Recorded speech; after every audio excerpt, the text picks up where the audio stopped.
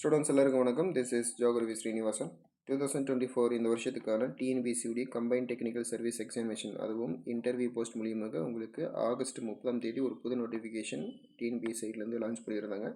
இந்த நோட்டிஃபிகேஷன் பற்றின ஒரு வீடியோ பற்றி நம்ம இன்றைக்கி பார்க்க போகிறோம். சரிங்களா? ஓகே.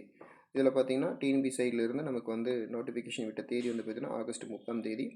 இதில் வந்து பார்த்திங்கன்னா நமக்கு technical services with interview post மூலியமாக 105 வேகன்சிஸ் கேட்டிருக்காங்க. அதுவும் 26 வகையான போஸ்ட் இருக்குது.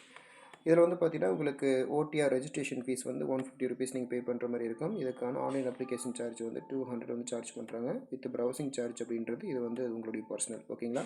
ஓகே. கீழே வந்து பார்த்திங்கன்னா இதுக்கான இம்பார்ட்டன்ட் டேட்ஸ் வந்து பார்த்துருவோம். இதை பார்க்குறதுக்கு முன்னாடி இந்த எக்ஸாம் இதுக்கான போஸ்ட் வந்து யாருக்குன்றதை சொல்லிடுறேன். நீங்கள் வந்து டெக்னிக்கல் அப்படின்னு நீங்கள் வந்து எக்ஸாம் எழுத போகிறீங்கனாவே நீங்கள் வந்து உங்களுடைய காலேஜில் அதாவது டிப்ளமோ வந்துட்டு நீங்கள் படிச்சிருக்கலாம், அல்லது ஐடிஐ முடிச்சிருக்கலாம், அல்லது வந்து நீங்கள் ஒரு பிடெக் முடிச்சிருக்கலாம், பிஇ முடிச்சிருக்கலாம், சிவில் இன்ஜினியரிங், இந்த மாதிரி எந்த டிபார்ட்மெண்ட் வேணாலும் நீங்கள் ஒரு ஒன் ஆஃப் த டெக்னிக்கல் ஓரியன்டாக நீங்கள் படித்து முடிச்சிருந்தீங்க அப்படின்னா கண்டிப்பாக இந்த வாய்ப்பு உங்களுக்கானதாக தான் இருக்கும். ஸோ வாங்க பார்க்கலாம். ஓகேங்களா? சரி, இல்லை இம்பார்ட்டன்ட் டேட்ஸ் வந்து பார்த்தீங்கன்னா உங்களுக்கு கொடுத்துருப்பாங்க. Date of notification 30/8/2024. ஸோ இந்த டேட்லேருந்து நீங்கள் தாராளமாக ஆன்லைன் அப்ளிகேஷன் போட ஸ்டார்ட் பண்ணிடலாம். அடுத்தது லாஸ்ட் டேட் டு அப்ளைன்னு சொல்லி பார்க்கும்போது 28/9/2024. சரிங்களா? ஸோ உங்களுக்கு கரெக்டாக ஒரு மாதம் டைம் கொடுத்துருக்காங்க. அதுக்கேற்ற மாதிரி கொஞ்சம் எவ்வளோ சீக்கிரம் முடியுமோ அவ்வளோ சீக்கிரம் அப்ளிகேஷன் போட்டுக்கிறது உங்களுக்கு நல்லது. Date and time of examination பொறுத்த வரைக்கும் உங்களுக்கு பேப்பர் 1 பேப்பர் 2 சொல்லி ரெண்டாக பிரிக்கிறாங்க. பேப்பர் 1 பொறுத்த வரைக்கும் உங்களுக்கு 18/11/2024, அதாவது நவம்பர் 18 உங்களுக்கு எக்ஸாம் ஸ்டார்ட் ஆகுது. டைம் ஆல்சோ கொடுத்துருக்காங்க. 9:30 மணி முதல் 12:30 மணி வரை 3 மணி நேரம் உங்களுக்கு எக்ஸாம் கண்டக்ட் பண்ண போகிறாங்க. பேப்பர் 2 பொறுத்த வரைக்கும் 18/11/2024 முதல் 20/11/2024 வரை உங்களுக்கு எக்ஸாம் கண்டக்ட் பண்ண போகிறாங்க. பேப்பர் 1 பொறுத்த வரைக்கும் உங்களுக்கு தமிழ் எலிஜிபிலிட்டி டெஸ்ட் கட்டாயம் வைக்க போகிறாங்க.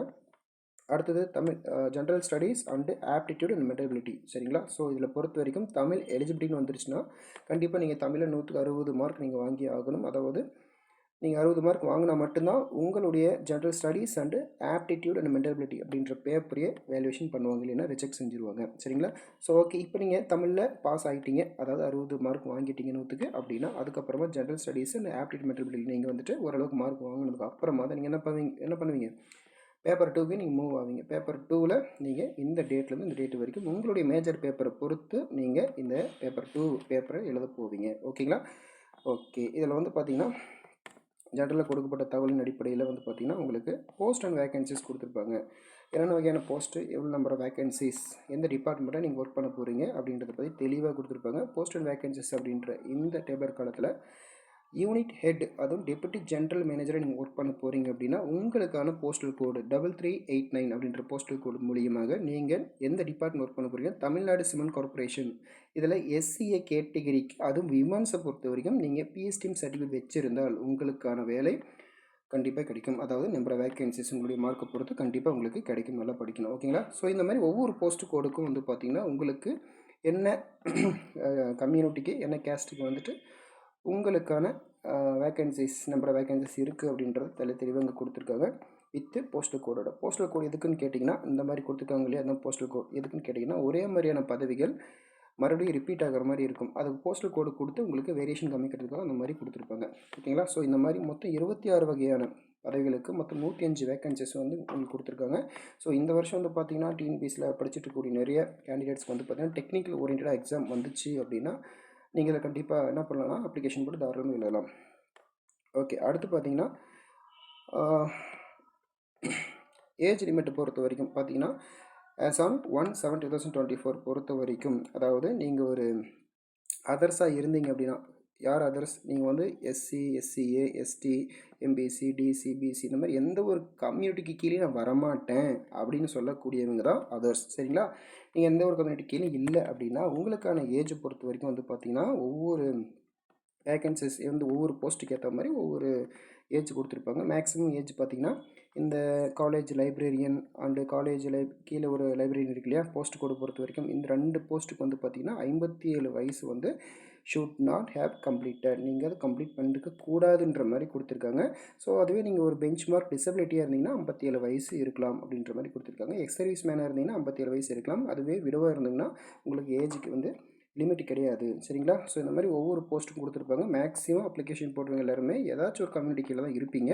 பட் இருந்தாலும் 31% ஆஃப் அதர்ஸ் கேட்டகரியில் வரவங்க கண்டிப்பாக இதை படித்து பார்த்துட்டு போட்டுக்கோங்க. அடுத்தது பார்த்தீங்கன்னா யாரெல்லாம் கம்யூனிட்டிக்குள்ளே வருவீங்களோ, அதாவது நீங்கள் ஒரு பிசியாக இருக்கலாம், எம்பிசியாக இருக்கலாம், எஸ்சி எஸ்டி எஸ்சிஏ இந்த மாதிரி யாரெல்லாம் கம்யூனிட்டிக்குள்ளே வரீங்களோ, அதாவது 69% இடஒதுக்கீட்டின் அடிப்படைக்குள்ளே உள்ளே வருவீங்களோ அவங்களுக்கான ஏஜ் பார்த்தீங்க அப்படின்னா உங்களுக்கு வந்து அதிகபட்சம் நீங்கள் வந்து ஒரு என்ன சொல்கிறது, ஒரு 18 வயது முதல் ரிட்டையர்ட் ஆகிற வரைக்கும், அதாவது ஒரு 59 வயசு வரைக்கும் நீங்கள் என்ன பண்ணலாம், அப்ளிகேஷன் போட்டு எழுதலாம். உங்களுக்கு ஏஜ் ரிலாக்ஸேஷன் அப்படின்றது கிடையாது. 18 வயசு பூர்த்தி அடைஞ்சிருந்தால் போதும். அதுவும் முக்கியமாக நீங்கள் டிகிரி கம்ப்ளீட் பண்ணி கையில் சர்டிஃபிகேட் வச்சுருக்கணும் சரிங்களா. 18 வயசுன்றது எல்லாருக்குமே பூர்த்தி அடைஞ்சிருந்தாலும் உங்கள் கையில் அந்த ஒவ்வொரு வேக்கன்சிஸுக்கு ஏற்ற மாதிரியான போஸ்ட் கோடுக்கு ஏற்ற மாதிரியான உங்களுக்கான அந்த டிகிரி குவாலிஃபிகேஷன் இருந்தால் மட்டும்தான் அதை எடுத்துப்பாங்க. அதை நல்லா பார்த்துக்கோங்க சரிங்களா.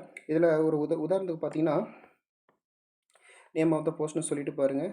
இவ்வளோ நம்பர் ஆஃப் போஸ்ட் கொடுத்துட்டு கிட்டத்தட்ட ஒரு 1லேருந்து ஆரம்பித்து ஒரு 15 போஸ்ட் வரைக்கும் வந்து பார்த்திங்கன்னா there is no maximum age limit அப்படின்னு சொல்லி கொடுத்துருக்காங்க. நல்ல விஷயம். யாரெல்லாம் கம்யூனிட்டிக்கு உள்ளே வருவாங்களோ அவங்களுக்கு சரிங்களா. அதே மாதிரி கீழேயும் பாருங்கள், இந்த 16வது போஸ்ட்லேருந்து 25 வரைக்கும் வந்து பார்த்திங்கன்னா உங்களுக்கு ஒரு சில போஸ்ட் கோடுக்கு வந்து நோ மேக்ஸிமம் ஏஜ் லிமிட் கொடுத்துருக்காங்க. ஸோ இதெல்லாம் ரொம்பவே நல்ல விஷயம். இதில் பார்த்தீங்கன்னா இங்கே இதை நான் சொல்ல மறந்துட்டு, இதில் பாருங்கள் 24 25 பொறுத்த வரைக்கும் அசிஸ்டன்ட் ஜெனரல் மேனேஜர் பொறுத்த வரைக்கும் 47 வயசு தான் கொடுத்துருக்காங்க. அதே மாதிரி அசிஸ்டன்ட் டைரக்டர் 39 வயசு தான் கொடுத்துருக்காங்க. நான் வந்து 25 வரைக்கும் சொல்லிட்டேன்னா 23 வரைக்கும் தான் there is no maximum age limit சரிங்களா. ஓகே, அடுத்து பாருங்கள் 26வது போஸ்ட்டு பொறுத்த வரைக்கும் அசிஸ்டன்ட் மேனேஜர் ப்ராஜெக்ட் வைஸாக உங்களுக்கு 3361 அப்படின்ற ஒரு போஸ்டல் கோடு மூலியமாக உங்களுக்கு வந்து கொடுத்துருக்காங்க சரிங்களா. இதையும் பார்த்துக்கோங்க. அடுத்தது எஜுகேஷன் குவாலிஃபிகேஷன் பொறுத்தவரைக்கும் நம்ம முன்ன சொன்ன மாதிரி தாங்க, ஒவ்வொரு வேகன்சிஸ் போஸ்ட்டுக்கு ஏற்ற மாதிரி நிறைய வேரி ஆகும். ஃபார் எக்ஸாம்பிள் இதில் சீரியல் நம்பர் 1ல் பாருங்கள், assistant director with postal code 3500 அப்படின்ற மாதிரி கொடுத்துருக்காங்க. இதில் வந்து masters and bachelor degree in Tamil literature, நீங்கள் ஒரு தமிழ் இலக்கியத்தில் நீங்கள் ஒரு டிகிரி முடிச்சிருந்தீங்க அப்படின்னா கண்டிப்பாக அசிஸ்டன்ட் டைரக்டராக நீங்கள் ஒரு டிபார்ட்மெண்ட்டுக்குள்ளே போகலாம் சரிங்களா. ஏதாவது ஒரு டிபார்ட்மெண்ட்டுக்குள்ளே அவங்க கேட்கக்கூடிய டிபார்ட்மெண்ட்டுக்குள்ளே போகலாம் சரிங்களா. ஆட்டோமொபைல் இன்ஜினியரிங் பொறுத்த வரைக்கும் நீங்கள் must possess A degree in automobile R mechanical engineering அப்படின்ற மாதிரி கொடுத்துருக்காங்க. ஸோ இது மாதிரி சொல்லிக்கிட்டே போகிறாங்க, நிறைய இருக்குது.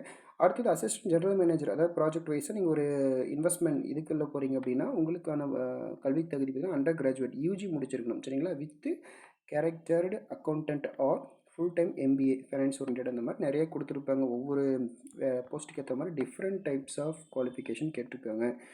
ஓகேங்களா. ஓகே, இதில் நீங்கள் படித்து பார்த்து தெரிஞ்சுக்கோங்க. இதுக்கான பிடிஎஃப் லிங்க் வந்து நான் டிஸ்கிரிப்ஷனில் கொடுத்துறேன். கிளிக் பண்ணி பிடிஎஃபை நீங்கள் டவுன்லோட் பண்ணி வச்சுக்கலாம். அடுத்தது காலேஜ் லைப்ரரின்னு பொறுத்த வரைக்கும் போஸ்டல் கோடு பார்த்துக்கோங்க. மாஸ்டர் டிகிரி உங்களுக்கு வந்து கேட்டிருக்காங்க சரிங்களா. மாஸ்டர் டிகிரி உங்களுக்கு வந்து கேட்டிருக்காங்க. எங்கே லைப்ரரி சயின்ஸில் நீங்கள் முடிச்சிருந்தால் கண்டிப்பாக இதுக்குள்ளே போகலாம், நிறைய வாய்ப்புகள் இருக்குங்க சரிங்களா. அடுத்தது பாருங்கள், அசிஸ்டன்ட் மேனேஜரை பொறுத்த வரைக்கும் 3361 போஸ்டல் கோடில் டிகிரி இன் என்ஜினியரிங், அதாவது மெக்கானிக்கலாக இருக்கலாம், எலக்ட்ரிக்கலாக இருக்கலாம், எலக்ட்ரானிக்ஸாக இருக்கலாம், செகண்ட் கிளாஸ் ஆர் ஈக்குவலண்ட் சரிங்களா. யூனிட் ஹெட்டை பொறுத்த வரைக்கும் டெபுட்டி ஜென்ரல் மேனேஜர் அப்படின்னு கொடுத்துருக்காங்க. இதில் பிஇ பிடெக் இன் மெக்கானிக்கல் சரிங்களா, இதெல்லாம் வந்து முடிச்சிருக்கலாம். இதை பார்த்துக்கோங்க. ஸோ அந்த மாதிரி ஒவ்வொரு போஸ்ட்டு கோடுக்கும் உங்களுக்கு வந்து ஒவ்வொரு டைப் ஆஃப் இது கேட்டிருக்காங்க சரிங்களா, qualification. So maximum BE B Tech இந்த மாதிரி முடிச்சிருந்தீங்க அப்படின்னா ஸ்பெசிஃபிக்காக நீங்கள் என்ன பண்ணலாம், இந்த போஸ்டல் கோடுக்கு ஏற்ற மாதிரி நீங்கள் எக்ஸாம் எழுத போகலாம். இதெல்லாம் பார்த்துக்கோங்க சரிங்களா. பாருங்கள், கடைசியாக வெட்டினரி அசிஸ்டன்ட் சர்ஜன் வரைக்கும் உங்களுக்கு கேட்டிருக்காங்க. அதுக்கு வந்து நீங்கள் பிவி எஸ்சி டிகிரி முடிச்சிருக்கோம் சரிங்களா. Bachelor of veterinary science degree முடிச்சிருந்தீங்க அப்படின்னா கண்டிப்பாக இந்த 26வது நம்பர் போஸ்ட்டுக்கு, அதாவது 1695 அப்படின்ற போஸ்டல் கோடுக்கு ஏற்ற மாதிரி உங்களுக்கு கண்டிப்பாக உங்களுக்கு சான்சஸ் இருக்குது. கஷ்டப்பட்டு படிச்சிங்கன்னா கண்டிப்பாக இது சாத்தியம். ஓகேங்களா. ஸோ இதெல்லாம் பார்த்துக்கோங்க. அடுத்து இது பார்த்திங்கன்னா ஸ்கீம் ஆஃப் எக்ஸாமினேஷன், இது கண்டிப்பாக நான் சொல்லி ஆகணும். ஸ்கீம் ஆஃப் எக்ஸாமினேஷன் பொறுத்த வரைக்கும் உங்களுக்கு பேப்பர் 1 பேப்பர் 2ன்னு சொல்லி ரெண்டாக பிரிப்பாங்க. பேப்பர் 1 பொறுத்த வரைக்கும் பார்ட் ஏ பார்ட் பின்னு பிரிப்பாங்க. பார்ட் ஏல பொறுத்த வரைக்கும் தமிழ் எலிஜிபிலிட்டி டெஸ்ட்னு ஒன்று வைப்பாங்க. இது ஜஸ்ட் ஃபார் எலிஜிபிலிட்டிக்காக தான் வைக்கிறாங்களே ஒழிய இதுக்கான மார்க் வந்து உங்களுக்கு ஃபைனல் ரேங்க் லிஸ்ட்டில் கன்சிடர் பண்ணிக்க மாட்டாங்க, கட் ஆஃபில் சேர்த்துக்க மாட்டாங்க. மொத்தமாக உங்களுக்கு நம்பர் ஆஃப் கொஷின்ஸ் பொறுத்த வரைக்கும் 100 கேள்விகள் கேட்பாங்க. அதில் வந்து பார்த்திங்கன்னா ஒரு சரியான கொஷின் 1.5 மார்க் அப்படின்ற அடிப்படையில் 150 மார்க் எழுதிட்டு வருவீங்க. இது ஜஸ்ட் ஃபார் குவாலிஃபிகேஷன் தான் சரிங்களா. அப்போ நீங்கள் மினிமம் குவாலிஃபிகேஷனுக்கு நீங்கள் 60 மார்க் வாங்கியிருக்கணும் சரிங்களா. மினிமம் குவாலிஃபைங் மார்க் வந்து 100க்கு 60 வாங்கியிருந்தால் மட்டும்தான் நீங்கள் குவாலிஃபைங் ஆனால் மட்டும்தான் பார்ட் பி செக்ஷன் பேப்பரே உங்களுக்கு திருத்து போவாங்க. பார்ட் பியில் என்ன சார் இருக்குன்னு கேட்டிங்கன்னா ஜென்ரல் ஸ்டடீஸ், அதுவும் டிகிரி லெவலில் உங்களுக்கு கேட்பாங்க. மொத்தம் 75 கேள்விகள் இருக்கும். அடுத்தது பார்த்திங்கன்னா பார்ட் பியில் செகண்ட் பார்ட்டில் வந்து பார்த்திங்கன்னா ஆப்டிடியூட் அண்ட் மென்டல் அபிலிட்டி, அதாவது மேக்ஸ் இருக்கு இல்லையா, அதுதான் அது எஸ்எஸ்எல்சி தரத்தில் உங்களுக்கு 25 கொஷின் கேட்பாங்க, ரெண்டும் சேர்த்தா 100 கொஷின். அப்போ ஒரு கேள்விகளுக்கு 1.5 மார்க் அப்படின்ற அடிப்படையில் 100 × 1.5 போட்டிங்கன்னா 150 மார்க் வந்துடும். ஸோ அதை எழுதுவீங்க. ஸோ இந்த பார்ட் பியில் இருக்கக்கூடிய செக்ஷன் 1 செக்ஷன் 2 இருக்கு இல்லையா, ஜென்ரல் ஸ்டடீஸ் இந்த maths and mental ability. So இதில் வரக்கூடிய மார்க்கு தான் உங்களுக்கு வந்து ஃபைனல் ரேங்க்கில் வந்து எடுத்துப்பாங்க. ஸோ இந்த மார்க்கையும் அடுத்தது வந்து பார்த்தீங்கன்னா பேப்பர் 2 இருக்கு இல்லையா, அதில் வந்து சப்ஜெக்ட் பேப்பர், உங்களுடைய சப்ஜெக்ட் பேப்பரில் உங்களுடைய டிகிரி அண்ட் பிஜி டிகிரியை பொறுத்து உங்களுடைய கொஷின் பார்த்தீங்கன்னா 200 கொஷின்ஸ் கேட்பாங்க. மொத்தம் 3 மணி நேரம் எக்ஸாம் நடக்கும். அதுக்கான மார்க் வந்து பார்த்தீங்கன்னா 200 கொஷின்ஸ்க்கு 300 மார்க். ஆக மொத்தம் 300 ப்ளஸ் ஒரு 150 போட்டிங்க அப்படின்னா உங்களுக்கு வந்து 450 மார்க் வரும். அதுக்கு வந்து இன்டர்வியூ போஸ்ட்டாக இருந்தது அப்படின்னா அதுக்கு ஒரு 60 மார்க் ப்ரொவைட் பண்ணுவாங்க. ஆக மொத்தம் 510 மார்க்குக்கு நீங்கள் வந்து எக்ஸாம் எழுதிட்டு வெளியே வர போகிறீங்க. ஓகேங்களா, அதாவது இன்டர்வியூவோட சேர்த்து சொல்கிறேன். ஓகே, இந்த மோட் ஆஃப் எக்ஸாம் பொறுத்த வரைக்கும் உங்களுக்கு வந்து அப்ஜெக்டிவில் தான் இருக்கும். சரிங்களா, அதாவது அப்ஜெக்டிவ் பொறுத்தவரை நீங்கள் ஆன்லைனில் சிபிடி மோடில் தான் வந்து கிளிக் பண்ணி எக்ஸாம் எழுத போகிறீங்க. ஓஎம்ஆர் வந்து மேனுவல் ஓஎம்ஆர் கிடையாது. சரிங்களா, மோட் ஆஃப் எக்ஸாமினேஷன் பொறுத்த வரைக்கும் சிபிடி கம்ப்யூட்டர் பேஸ்டு டெஸ்ட்டில் பொறுத்த வரைக்கும் நீங்கள் அப்ஜெக்டிவ் மோடில் எழுத போகிறீங்க. அப்ஜெக்டிவ் மோடு பொறுத்த வரைக்கும் ப்ளஸ் பாயிண்ட் கேட்டிங்கன்னா, தவறுதல வேறு பிக்கு பதிலாக சி அடிச்சிட்டிங்க அப்படின்னா கூட நம்ம என்ன பண்ணிக்கலாம், திரும்ப நம்ம வேறு ஒன்று கிளிக் பண்ணிக்கலாம். சரிங்களா, ஓகே, உங்களுக்கான சப்ஜெக்ட் பேப்பர் பொறுத்த வரைக்கும் நேம் ஆஃப் த போஸ்ட்னு கொடுத்துருக்காங்களா, அசிஸ்டன்ட் ஜென்ரல் மேனேஜர் அப்படின்னு பொறுத்த வரைக்கும் சப்ஜெக்ட் பேர் பாருங்கள். எதிலேருந்து கேட்பாங்கன்னா ஃபினான்ஷியல் அண்டு காஸ்ட் அக்கௌண்டன்சி அப்படின்றத பொறுத்து கேட்பாங்க. சப்ஜெக்ட் கோடு பாருங்கள் 434 அப்படின்ற மாதிரி கேட்டிருப்பாங்க. ஸோ லாங்குவேஜ் கொஷின் பேப்பர் உங்களுக்கு இங்கிலீஷில் தான் வரும். சரிங்களா, அடுத்தது அசிஸ்டன்ட் மேனேஜரை பொறுத்த வரைக்கும் எலக்ட்ரிக்கல் இன்ஜினியரிங் முடிச்சிருக்கணும், அல்லது ஒரு எலக்ட்ரிக்கல் அண்ட் எலக்ட்ரானிக்ஸ் இன்ஜினியரிங் முடிச்சிருந்தீங்க அப்படின்னா உங்களுக்கான பேப்பர் இப்படி தான் வரும். சரிங்களா, 400 அப்படின்ற ஒரு சப்ஜெக்ட் கோடில் இருந்து டிகிரி முடிச்சதுக்கு அப்புறமா நீங்கள் இங்கிலீஷ் எழுத போகிறீங்க. சரிங்களா, ஓகே. அடுத்து பாருங்கள், இதில் பாருங்கள் பிஸ்னஸ் அட்மினிஸ்ட்ரேஷன் அப்படின்ற மாதிரி கொடுத்துருப்பாங்க. ஸோ இதை பொறுத்த வரைக்கும் பிஜி டிகிரி தமிழ் அண்ட் இங்கிலீஷில் வந்து உங்களுக்கு கொஷின் கேட்பாங்க. இந்த மாதிரி டைப்பாக உங்களுக்கு வந்து கேட்க போகிறாங்க. இதை பார்த்துக்கோங்க. ஓகே, ஸோ இதை பார்த்துக்கோங்க. அடுத்தது இதுக்கான சிலபஸ், அதாவது பேப்பர் 1 பொறுத்த வரைக்கும் உங்களுக்கு தமிழ் மொழி தகுதி தேர்வு அப்படின்னு சொல்லியிருந்தோம் இல்லையா, 10ஆம் வகுப்பு தரத்தில் எஸ்எஸ்எல்சி ஸ்டாண்டர்டில். இதை பொறுத்த வரைக்கும் உங்களுக்கு வந்து ஆஸ் யூஷுவல் நீங்கள் டிஎன்பிசி குரூப் 1 குரூப் 2 குரூப் 4 இந்த மாதிரி எழுதுவீங்க, அந்த மாதிரி உங்களுக்கு கொடுத்துருப்பாங்க. பட் இருந்தாலும் இது குரூப் 4 கொஷின் எப்படி இருக்குமோ அதே மாதிரி தான் உங்களுக்கான சிலபஸும் கொடுத்துருப்பாங்க. சரிங்களா, ஸோ இதை பார்த்துக்கோங்க. ஸோ அடுத்து பார்த்தீங்கன்னா உங்களுக்கு வந்து ஜென்ரல் ஸ்டடீஸ் பொறுத்த வரைக்கும் உங்களுக்கு வந்து காமனாக நீங்கள் வந்து யூனிட் 1 யூனிட் 2 அப்படின்னு சொல்லி எழுதுவீங்க இல்லையா, பாருங்கள். ஸோ இது வந்து பொறுத்த வரைக்கும் உங்களுக்கு வந்து மொத்தமாகவே உங்களுக்கு யூனிட் 10 வரைக்கும் உங்களுக்கு ஆப்டிடியூட் அண்ட் மென்டபிலிட்டி வரைக்கும் இருக்கும். சரிங்களா, ஓகே. அடுத்து பார்த்தீங்கன்னா உங்களுக்கான சப்ஜெக்ட் பேப்பர் 2ல் கேட்பாங்க. பேப்பர் 2 பொறுத்த வரைக்கும் உங்களுக்கான சப்ஜெக்ட் பேப்பர் அந்த கோடு கரெக்டாக பார்த்துக்கோங்க. இதுதான் உங்களுக்கான சிலபஸ் அப்படின்றதுக்கான ஒரு அடையாளமே. சரிங்களா, பேப்பர் கோடு அந்த சிலபஸ் கோடு வந்து 396 அப்படின்னு எடுத்துக்கிட்டாலே பாருங்கள், animal husbandry and veterinary science அப்படின்னு சொல்லி கொடுத்துருக்காங்க. ஸோ இது பொறுத்தவரைக்கும் உங்களுடைய மேஜர் டிகிரி ஸ்டாண்டர்டில் படிச்சிருப்பீங்களே அந்த ஸ்டாண்டர்ட் வைஸாக உங்களுக்கு வரும். ஸோ யூனிட் 1 யூனிட் 2 அப்படின்ற மாதிரி உங்களுக்கு வந்து உங்களுடைய மேஜர் பேப்பர்லேருந்து கேட்பாங்க. சரிங்களா, உங்களுடைய மேஜர் பொறுத்த வரைக்கும் பாருங்கள் எத்தனை யூனிட் வந்து டிவைட் பண்ணி வச்சுருக்காங்க. சரிங்களா, ஸோ யூனிட் 8 யூனிட் 9 வரைக்கும் போகுது. யூனிட் 10 அடுத்ததான் நீங்கள் ஒரு எலக்ட்ரிக்கல், அதாவது நீங்கள் ஒரு இன்ஜினியரிங்கில் ஆட்டோமொபைல் இன்ஜினியரிங் முடிச்சிருக்கீங்க அப்படின்னா உங்களுக்கான சிலபஸ் கோடு பார்த்திங்கன்னா 404 அப்படின்னு சொல்லிட்டு உங்களுக்கு யூனிட் 1 யூனிட் 2 யூனிட் 3 இந்த மாதிரி போய்கிட்டே இருக்கும். ஸோ உங்களுக்கான சிலபஸ் வந்து இதிலே கொடுத்ததுனால நீங்கள் வந்து பெருசாக ஒன்றும் அழைய தேவையில்லை, நீங்கள் டைரெக்டாகவே பிரிண்ட் அவுட் எடுத்துக்கலாம். சரிங்களா, அடுத்து பாருங்கள், நீங்கள் ஒரு கெமிஸ்ட்ரி அப்படின்னா பிஹெச் டிகிரி முடிச்சிருந்தீங்க அப்படின்னா உங்களுக்கான சிலபஸ் கோட் 244. சரிங்களா, உங்களுக்கான யூனிட் வைஸாக இதையும் பார்த்துக்கோங்க. ஓகேங்களா, ஓகே ஸ்டூடெண்ட்ஸ், அதனால் டிலே பண்ணாமல் உங்களுக்கான சிலபஸ் என்னன்றதை பார்த்து படிச்சுட்டு அதுக்கேற்ற மாதிரி உங்களுக்கான புக்ஸ் அண்டு மெட்டீரியல்ஸ்லாம் ரெடி பண்ணி வச்சுக்கோங்க. ஸோ இந்த வாய்ப்பு நல்ல ஒரு வாய்ப்பு, திரும்ப இதே மாதிரி கிடைக்குன்றது டவுட் தான். அதனால் வாய்ப்பு வரும்போது பயன்படுத்திக்கோங்க. அதுவும் டெக்னிக்கல் ஓரியன்டாக கேட்குறதுன்றது சாதாரண விஷயம் இல்லை, ரொம்ப ரேராக தான் கேட்பாங்க. அதனால் கண்டிப்பாக உங்களுக்கான மேஜர் படித்த பேப்பர்லேருந்தே உங்களுக்கு ஒரு டிஎன்பிசி சைட்லேருந்து ஒரு வேகன்சிஸ் வருது அப்படின்னா கண்டிப்பாக இதை மிஸ் பண்ணிட வேணாம். ஏன்னா படிக்கிற வேலை மிச்சம். உங்களுடைய மேஜர்லேருந்து ஒரு எக்ஸாம் வைக்கிறாங்க அப்படின்னா கண்டிப்பாக இதை நம்ம என்ன பண்ணலாம், படிக்கிற வேலை மிச்சம் அப்படின்றதுனால நீங்கள் ஹோம் ஸ்டடி பண்ணி கூட என்ன பண்ணிக்கலாம், நல்லாவே படித்து நிறைய மார்க் வாங்கலாம். பட் நீங்கள் ப்ரிலிம்ஸ் அந்த பேப்பர் ஒன்று சொல்கிறோம் இல்லையா, அந்த பேப்பர் பாஸ் பண்ணுறதுக்கு ஜஸ்ட் நீங்கள் 6 months ஆகுது என்ன பண்ணலாம், நீங்கள் படித்து வச்சுருந்துருக்கலாம். பட் இருந்தாலும் டைம் போனது போகட்டும், ஒரு 3 months ஆகுது ஒரு கிளாஸ் போய் படிங்க.